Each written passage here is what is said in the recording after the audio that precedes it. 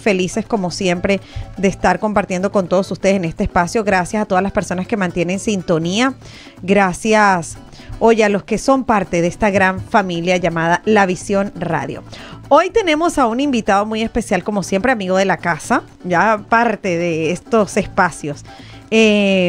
Nuestro querido invitado la mañana del día de hoy, Enrique Alí González, sociólogo de la Universidad Central de Venezuela, doctor en Ciencias Sociales de la misma universidad, estudia en el Instituto de Teología para Religiosos en la Universidad Pontificia Salesiana de Roma, en fin, y la Colonia Tovar, porque oye, decir todo, caramba, de verdad que es un honor para nosotros tenerlo la mañana del día de hoy. Muy buenos días, un invitado de lujo como siempre. Absolutamente. Impecable. Impecable.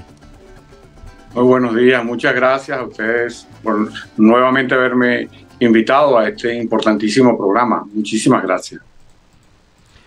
Enrique, oye, agradecido porque nos des tu tiempo. Sé que tu tiempo es muy corto por tus compromisos, pero bueno, hoy nos trae algo que tú debes estar viviendo en Venezuela, que es la Navidad. Y nos gustaría saber tus apreciaciones acerca de ello, sobre todo no solamente de la festividad, sino cómo asumimos nosotros incluyendo el tema religioso en Venezuela. Bueno, nuevamente estos temas son bastante sugerentes, porque uno lo primero que se pregunta es por dónde comienzo. Porque, por ejemplo, el tiempo de Navidad, así como el tiempo de Semana Santa o cualquier tiempo litúrgico, es una expresión que satisface la necesidad humana, que es humanizar el tiempo. El tiempo, humanizarlo, dándole una característica que esté vinculada a sí misma, a su historia como comunidad o a su historia como génesis. Eso es todo un aspecto a discutir desde el punto de vista filosófico, religioso y teológico, que digamos quizás no sea este el momento propicio, pero sí llamamos la atención acerca de esa necesidad. Si nosotros vamos a hablar sobre el ciclo de Navidad en Venezuela, porque es un ciclo que comienza con la celebración en diciembre, del 9 de diciembre, con la Virgen de la Inmaculada Concepción, y va a terminar el 2 de febrero con la Virgen de la Candelaria. Es un ciclo muy largo en donde se dan aproximadamente 83.000 a 84.000 fiestas, es decir, diversas maneras de celebrar la Navidad en Venezuela. Es tanta la dimensión que por eso nosotros queremos partir de dos premisas. La primera premisa es darnos cuenta que todas estas fiestas, incluyendo, por supuesto, en primer lugar, las fiestas de Navidad, de la cual trata el tema de hoy, sirve como un observatorio sociocultural para leer la historia de Venezuela. Eso ahí comienza una importancia fundamental. Y la segunda premisa es ver la Navidad en Venezuela como un legado, pero también como un aporte a la civilización occidental por parte de un país iberoamericano como Venezuela. Partiendo de estas premisas, ya damos a entender la importancia de este ciclo. Este ciclo nosotros, a grosso modo, podríamos clasificarlo con la primera parte, que es el Adviento, es decir, lo que ocurre antes del 24 de diciembre. Luego podríamos señalar que hay un momento después del 24 de diciembre con algunas actividades sumamente importantes que habría que tocar en su momento, que lo vamos a tratar de desglosar, aunque son muchísimas.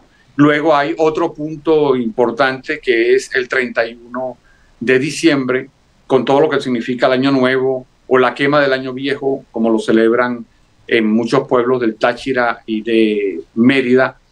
Luego viene los Reyes Magos, que sería una especie de momento en el que se celebra la aparición de Jesús ante el templo en la primera parte, cuando le hacen la circuncisión. Más o menos estaría representado con la fiesta de los Reyes Magos, que es el 6 de enero. Y luego viene el culmen con la Virgen de la Candelaria, que ahí vamos a tener en cuenta que es el momento ya de la presentación en el templo de Jesús y que tiene que ver con la luz.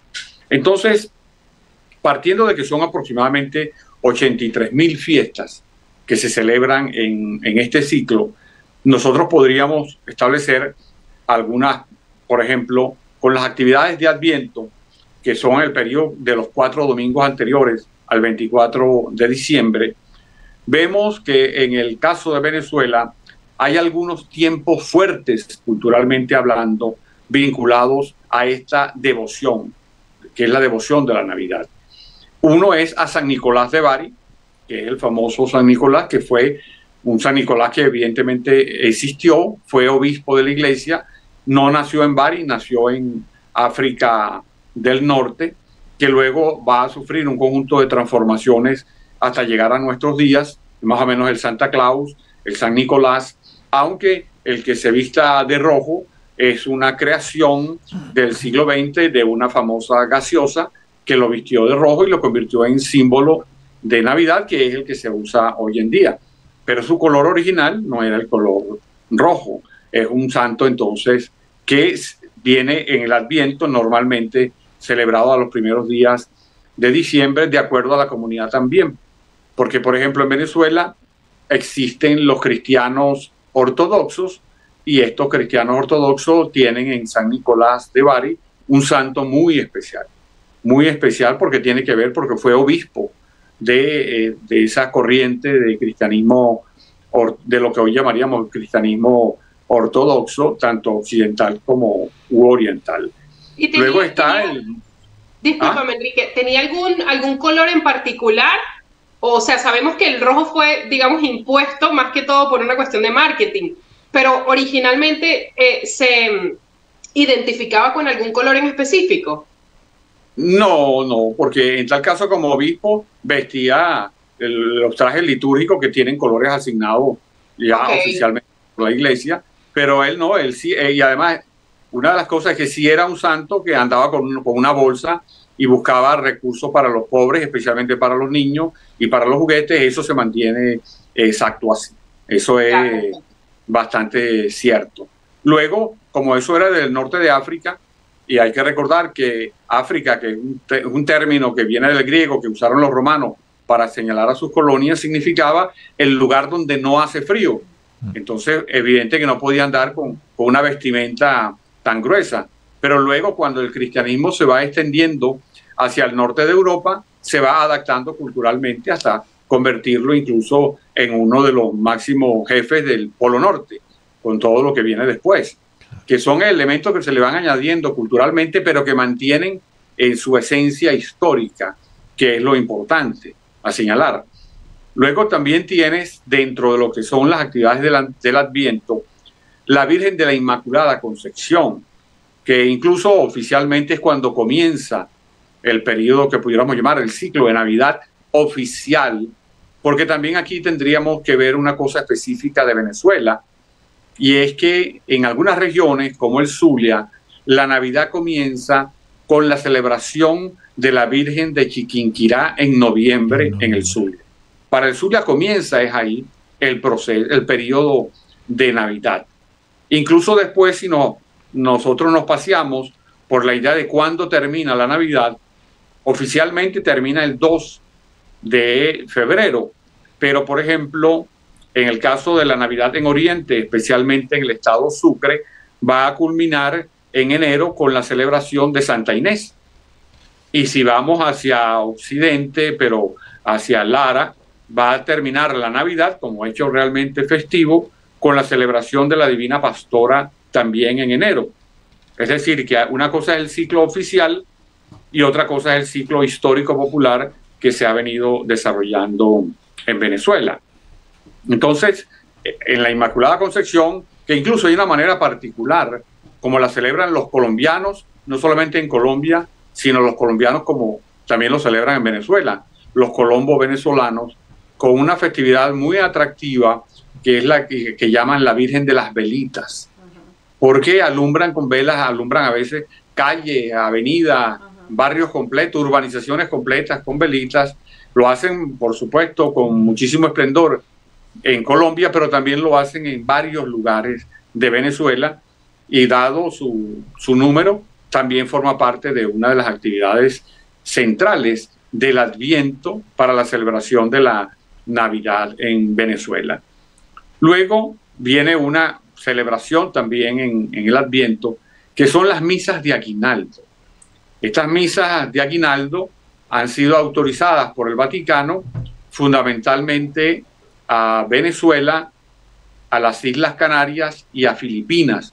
Es una actividad que se desarrolló mucho en la colonia, cuando éramos parte como provincia, éramos parte de España, del Reino de España, y esa actividad se hizo tan importante que el Vaticano la incorporó como una contribución de estas iglesias particulares, que son las de Venezuela, la de Filipinas y la de las Islas Canarias, un aporte a la Iglesia Universal en cuanto a la celebración de los 9 meses de gestación, que sería el proceso que va del 9 de diciembre hasta el 24 con las misas de aguinaldo, que se siguen celebrando con mucho entusiasmo en distintos lugares de Venezuela. Es decir, tienen plena vigencia, acomodando los horarios. Ya no son los horarios que uno acostumbraba hasta la madrugada, etcétera, pero se han venido manteniendo y se siguen desarrollando de una forma importante. Sí. Enrique, te quería preguntar algo, y discúlpame que te interrumpa. No, al contrario, muy bueno. Uno, ciertamente uno vive la Navidad, el venezolano vive la Navidad de una manera distinta al resto, yo te diría que del mundo, incluso de muchos países sudamericanos, ¿no? Siente distinto, uno siente que estando en Venezuela, el 1 de diciembre amanece un sol distinto.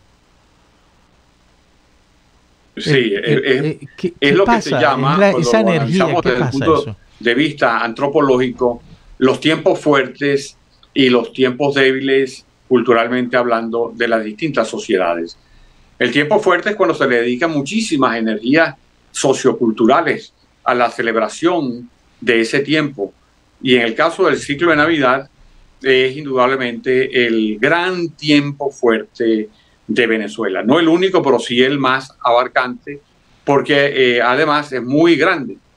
Otro sería el tiempo de Semana Santa, pero el de Navidad es múltiple y es muy largo, porque, por ejemplo, si lo vemos desde el Zulia, son más de 2 meses, porque incluye desde el 15 al 18 de noviembre en adelante.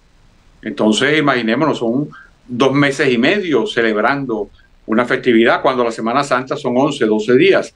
Entonces estamos a una escala muy grande y que se va mezclando con otras actividades que se desarrollan en el transcurso de una gran importancia, incluso si ya nosotros lo vemos no solamente como el tiempo cronológico, sino como el tiempo cósmico.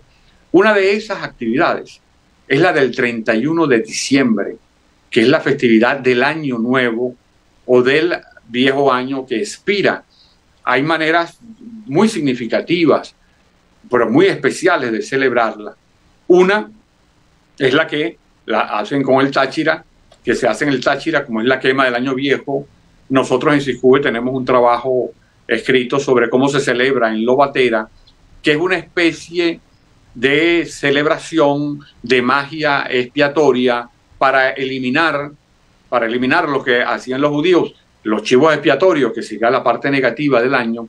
Lo hacen de una manera muy, muy, muy parecida a la quema de Judas, y hacen testamento y luego lo queman y lo destruyen, y eso se constituye en una magia realmente restitutiva, es decir, una quema del año viejo con la quema de todo lo negativo. Esa es una forma muy importante de mucha tradición en el Táchira y en parte en Mérida.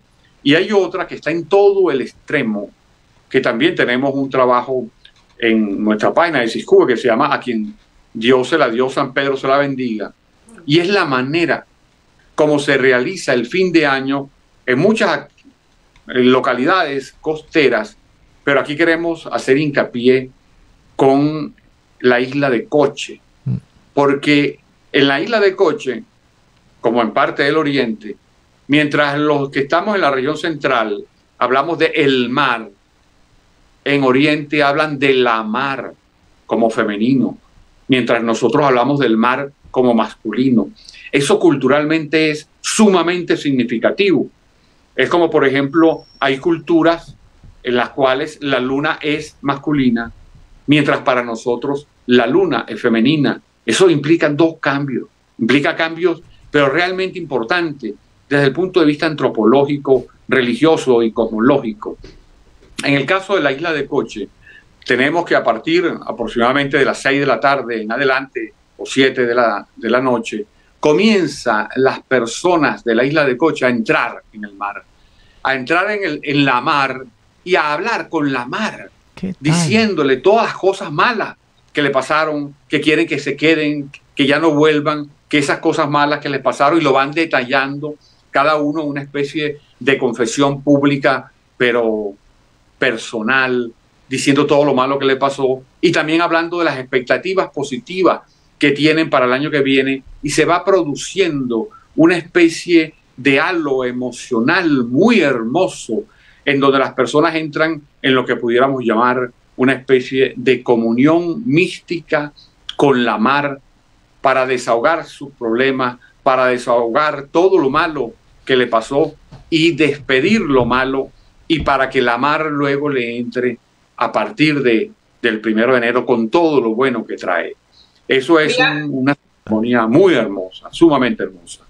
Qué curioso, yo no había escuchado, bueno, de esta tradición de contar todo lo malo, ¿no? Como para que se quede allí. Lo que se había escuchado, por ejemplo, mi familia paterna es de Barlovento, específicamente de Río Chico, y lo que es una tradición bastante arraigada en Barlovento es que los 1 de enero te vas a la playa y es como justamente para recibir toda esa buena energía y, ¿sabes? Como para renovarte, ¿no? Y es precisamente como una tradición que está muy arraigada en Barlovento. De hecho, por lo general en mi familia siempre pasamos 24 pues en Caracas, donde vivíamos, y los 31 nos íbamos para Río Chico porque justamente mi papá siempre decía, no, los primeros hay que recibirlo en la playa, o sea, hay que echarse su baño de playa y recibir el año justamente así. Pero no había escuchado esta tradición de todas estas personas que, bueno, le cuentan, digamos, al mar pues sus problemas y todas las cosas malas que le pasaron justamente para que se queden allí. Y otra cosa que tú mencionabas también era sobre la quema del año viejo. Yo la primera vez que escuché eso, lo escuché de mi estimada Mayerlin, que me lo contó. Ella es de Mérida, y ella contaba pues que es algo muy común la quema del año viejo, cosa que en Caracas, por ejemplo, de donde yo soy, no lo veía. O sea, nosotros veíamos, por ejemplo, la quema de algún personaje de Judas, en tal caso, en Semana Santa, más no en Año Nuevo, ¿no? En Año Viejo, digamos. Pero definitivamente son tradiciones, wow, o sea, muy ricas en cultura y que son bastante importantes para los venezolanos. Claro, claro, es que es una riqueza muy grande, y por eso es que también el ciclo de Navidad abarca alrededor de 83, 85 mil fiestas, y es un ciclo con el ciclo más fuerte, festivo, del tiempo fuerte de Venezuela. Porque apenas estamos asomando aquí, por ejemplo, estamos en Adviento, que todavía no hemos llegado al 24 y 25. Y entonces el 24 y 25, que es el culmen de la Navidad, pero no el culmen del ciclo de Navidad, porque es importante por las festividades que se dan ese día, digamos, una fiesta con muchísimo carácter nacional, donde hay actividades privadas y actividades públicas, más o menos como se incluye la misa de gallo, la cena de Navidad en familia, los regalos traídos a los niños, traídos o por el Niño Jesús o por San Nicolás, dependiendo cuál sea la costumbre en su casa, porque aquí hay una idea de asociar al Niño Jesús, no solamente destacando todo lo que es la importancia de la niñez, sino también, así como el Niño Jesús es un regalo para el mundo desde el punto de vista cristiano, también entonces se celebra con regalos para los presentes, empezando por supuesto regalos para los niños. Aquí tenemos cómo se refuerza una explicación religiosa con una explicación social. Uno de los elementos que precisamente este año se cumplen 800 años es lo que tiene que ver con el ornato navideño, bien sea en la ciudad o bien sea en la casa. Esos ornatos, por ejemplo, tienen muchas luces porque ha llegado la luz del mundo, de acuerdo a la visión cristiana, y también ese ornato, en el caso de los hogares, ha venido teniendo, por lo menos desde la década de los 60 del siglo pasado, dos grandes polos, que a veces existe uno solo, pero a veces existen los dos. El polo relacionado con el pesebre y el polo relacionado con el arbolito. Ambos son cristianos. El pesebre, inventado hace 800 años por San Francisco de Asís, y el arbolito, que viene de una herencia del cristianismo del norte de Europa, porque el pino es una de los árboles que siempre está verde a pesar del invierno, y entonces da una connotación simbólica de una vida permanente. En el caso de Venezuela, y bueno, ya en el mundo se viene adornando ese arbolito con las distintas maneras como pueda tener cada quien, claro, pero que son polos complementarios y que enriquecen mucho el ornato. Y además, normalmente, la propia fabricación, o sea, montaje del arbolito y montaje del pesebre, se transforma en una actividad comunitaria que une lo fundamental que se celebra el 24, que es la Sagrada Familia, porque el 24 Jesús nace con su papá y su mamá y rodeado de personas como los pastores, los animales, etcétera. Es una familia alrededor de una hoguera, alrededor de un hogar. Esa es una celebración central. Pero si nosotros lo vemos, al niño Jesús, es que el niño Jesús continúa en la Navidad después de su nacimiento, porque se van a producir, en el caso de Venezuela, un desarrollo importante de escenas relacionadas con el niño Jesús, como pueden ser, por ejemplo, el robo y búsqueda del niño, la paradura del niño, la serenada del niño, la procesión de posadas, la procesión del niño Jesús, la peregrinación del niño Jesús, como es en Curiepe y en el Guapo, el niño Jesús de los Cachitos, que es en San Javier, el estado de Yaracuy, y la parranda del niño Jesús, como se realiza, por ejemplo, en el Hatillo o en el Cerrito, en Petare, en Miranda.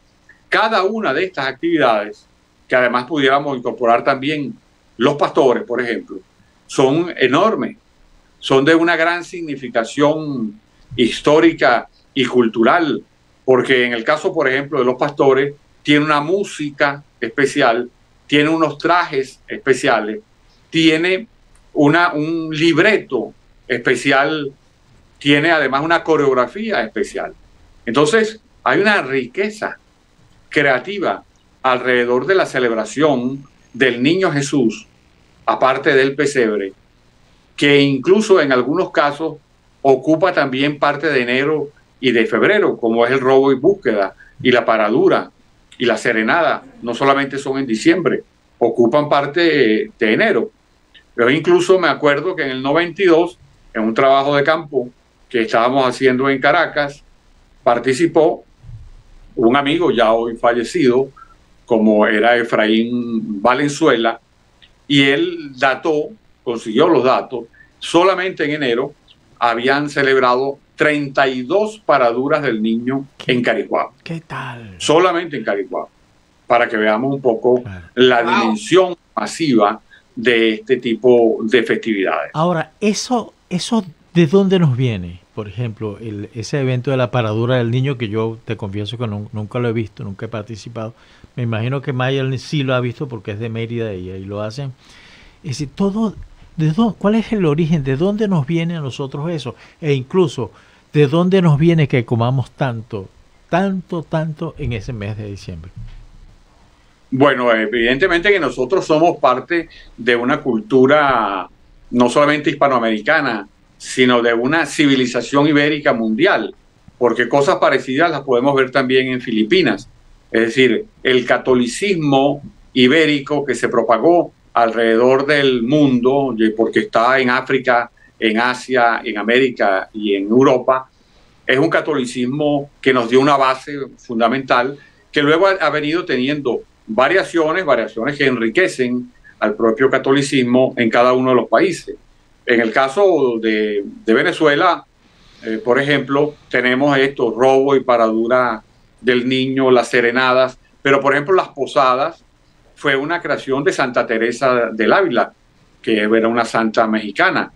Ella fue la que creó la idea de las posadas como un homenaje para eliminar el agravio que le hicieron a la Virgen María cuando ella buscaba posadas y no conseguía. Entonces eso, por ejemplo, tiene una creación muy concreta, que es la de Santa Teresa del Ávila. Luego están, por ejemplo, una cosa es el robo y búsqueda y otra es la paradura del niño. Porque el robo y búsqueda implica la compenetración de varias familias para ir encontrando al niño que va apareciendo en las distintas casas. Es una manera de especie de socializar la presencia del niño Jesús en una comunidad. La paradura es algo distinto. La paradura va implicando el crecimiento del niño Jesús, porque ya entonces el niño Jesús se va a parar. Y después vamos a tener los ejemplos, por ejemplo, del Divino Niño de Praga. Vamos a tener el ejemplo del niño de los cachitos, del Divino Niño de la Cuchilla, en donde ya es un Jesús, un niño Jesús, pero que ya está erguido. Estamos entonces aquí en un proceso mediante el cual la gente va evangelizando con su acción todo el proceso, porque el niño Jesús va a ir creciendo, así como va creciendo dentro de la propia gente, porque crece en devoción. Incluso la gente va separando lo que es la devoción al niño Jesús acostado, digamos, que está recién nacido, al niño Jesús que ya comienza a dar sus pasos. Ya eso implica otras cosas. Ya eso implica incluso, por ejemplo, el padrinazgo, porque entonces se van haciendo, sobre todo cuando es la serenada del niño, que es que el niño lo colocan en una sábana, que es una especie de prefiguración, de acuerdo a cómo lo hace la gente, de lo que luego va a ser la sábana santa, hoy muy famosa como la sábana de Turín. Sí. Pero entonces ahí, en esa sábana, el niño Jesús va recorriendo la comunidad y entonces va haciendo presencia con cierto grado de premonitorio de lo que luego va a ser esa sábana, en el papel de esa sábana en la pasión. Entonces la gente va reescribiendo todo lo que va encontrando en la Biblia, pero con imágenes, en este caso, imágenes de acción, imágenes teatrales, con vestidos más o menos para la ocasión, y que en el caso concreto de las posadas es una reivindicación, como una especie de reivindicación del agravio que sufrió la Virgen María, al igual como, por ejemplo, se va a considerar un desagravio la manera como se celebran los santos inocentes en Venezuela, que tiene al menos 16 formas distintas de celebrarse. Y es entonces cómo transformar algo tan terrible como fue la matanza de los inocentes, cómo rescatar de eso la inocencia, la alegría de esos niños para que perviva con los distintos santos inocentes, incluso con la manera como se celebran los santos inocentes, a veces de forma particular, echando broma, haciendo juegos, lo que sería una especie de truco-juego, digamos, para recordar el Halloween en Estados Unidos. Sí. Significa eso, es la búsqueda del chiste, la búsqueda de la broma, es decir, el aspecto jocoso. Y eso, desde el punto de vista más técnico, en el lenguaje se llama la resemantización.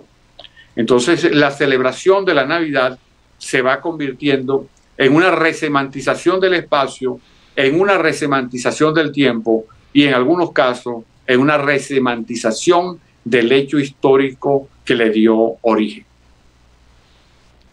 ¿Qué clase estamos recibiendo?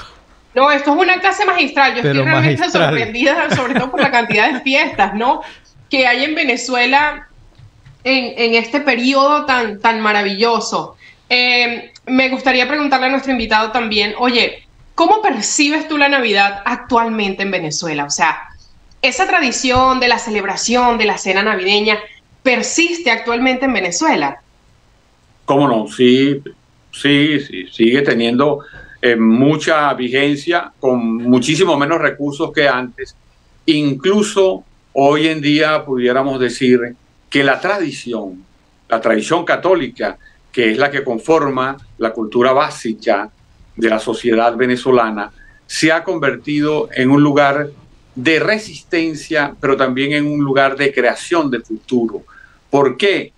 Porque la gente se aferra a lo que considera suyo, y cuando celebra, cuando monta nuevamente el pesebre o monta su arbolito o celebra con recursos más escasos, pero celebra su cena, recuerda aquellos momentos que fueron quizás más gratificantes, pero los recuerda, por supuesto, con nostalgia, pero a la vez dice, el año que viene será mejor.